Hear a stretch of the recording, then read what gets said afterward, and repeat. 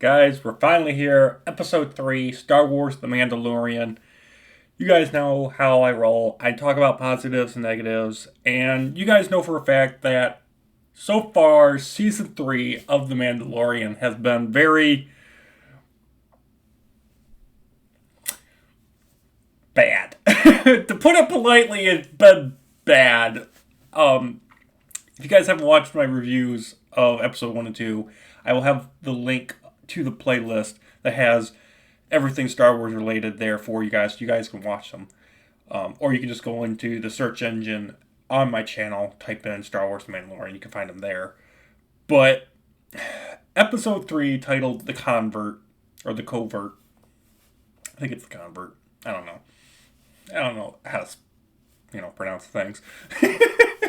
But anyway, episode 3, season 3, is nearly an hour long. And when I saw that, when I was starting the episode, I was like, okay, this is either going to be a really good thing for the show and the season in general, or it's going to be bad. Because you can have long ass episode and it be boring. Like Star Wars The Last Jedi is 3 hours long. Compare that to Lord of the Rings. Which one do you think is more entertaining to watch?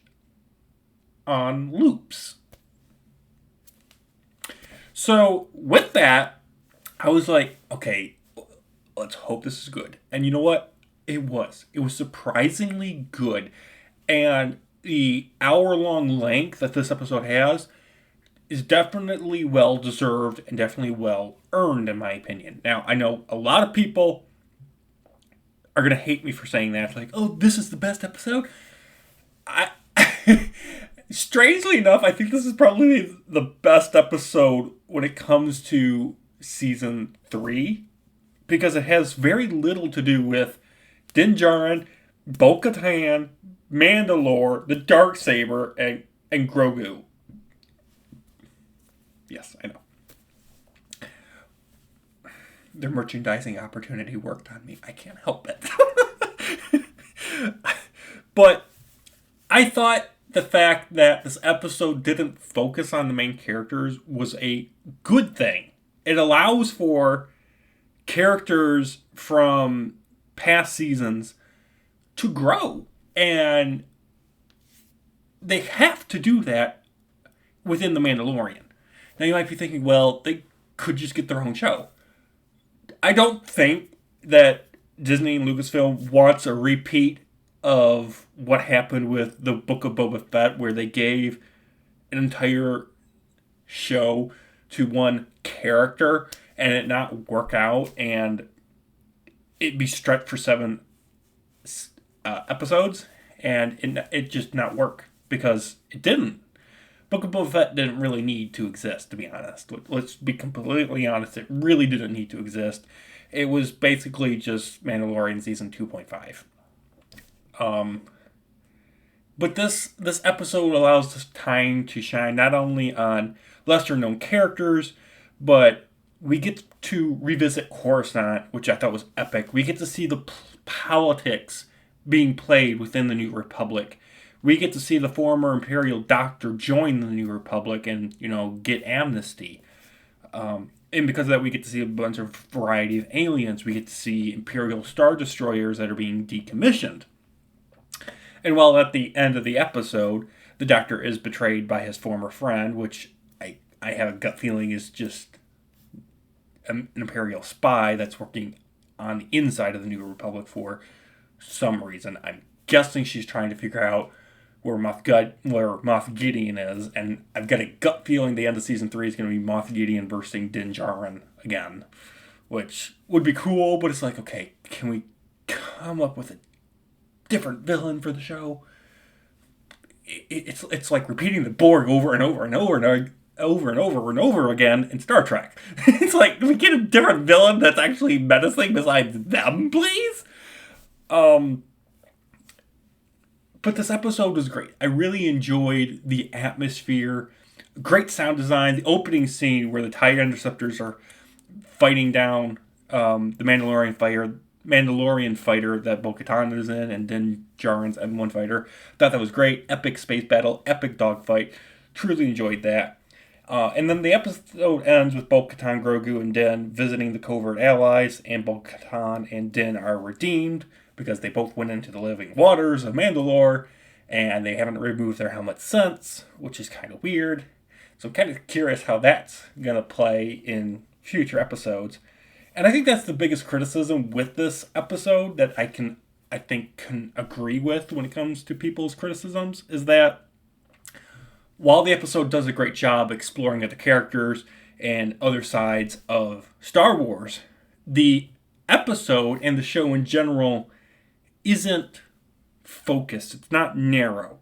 And I think that's why a lot of people fell in love with the Mandalorian show to begin with, is it was just the Mandalorian doing bounty hunter stuff, which if you look at season 3 now, it's like that whole bounty hunter aspect is completely gone.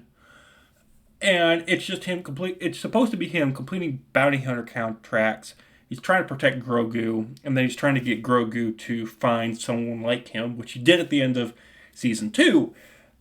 So season 2 kind of wrapped up the narrative of the Mandalorian show. And Book of Boba Fett was just extra lore and canon. Same thing with Obi-Wan and Andor. Mandalorian season 3 doesn't seem to be adding lore that we can tell. It seems to be, like I said in previous videos, retreading things that we've already seen and like, and telling new stories and characters within the Mandalorian. It's like the Mandalorian show is a platform to get other shows kickstarted, like Skeleton Crew and Ahsoka. But, like, where's the show going? Where's the direction? What's the plot? What is the purpose of season 3? I mean, now that Din Djarin has literally bathed in the living waters of Mandalore, and Grogu's going to hang out with him, what is there for Din Djarin to do as a character? What is his character arc supposed to be now? He's redeemed himself. He's got the Darksaber. Grogu's sticking around with him. The only thing I can think still that's left is that Din Djarin and Bo-Katan are going to lead whatever forces they have left and try to rebuild and retake Mandalore. But I don't see how that can be something that's going to be enticing to watch for 5 episodes. I feel like that could be something that's literally wrapped up in like 5 to 10 minutes. How do you plan to stretch that for 5 episodes that run about 45 minutes long? I don't know how you can do that without it being boring and you're introducing other characters and other subplots and such. Like, what happened to rebuilding the IG-11 unit? Oh no, now we have the R5 guy with us. It's just like there's so much going on, and it's not narratively focused. I don't know what I'm supposed to be excited for next week. Like, I don't know what I'm supposed to be excited for. I don't have any theories like we used to have with season 1 and 2. I don't have any... There's no rumors going around. There's no, like, suggestions. There's no, like, oh, what do you think might happen? And I'm like, it's gone from being exciting and awesome to theorize what's coming out next week to being like, yeah, this episode was good. Yeah, this episode was good. Can't wait to watch next week's episode just because it feels like a chore. The show has become a chore to watch, not something that's exciting to engage with.